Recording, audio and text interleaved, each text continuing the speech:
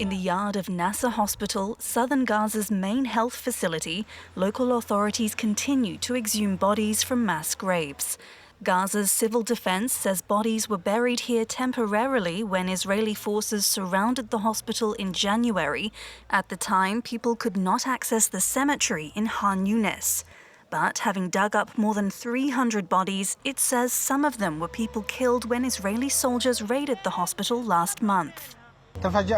We were surprised when we came to take the bodies out that there was a very large number. This indicates that there was a massacre and a crime committed within the walls of Nasser Hospital.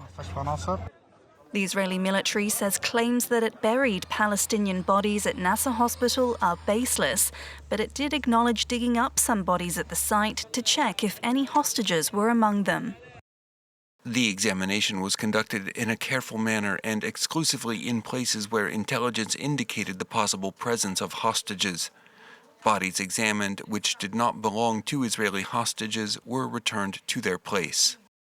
Mass graves were also reported at the Al-Shifa hospital following an operation by Israeli forces.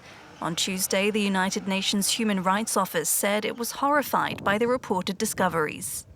There's a history here of impunity for gross violations, and so many of them have gone undetected and unreported on.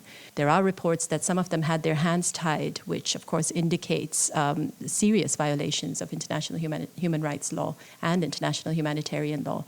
The UN has called for a clear, transparent and credible investigation.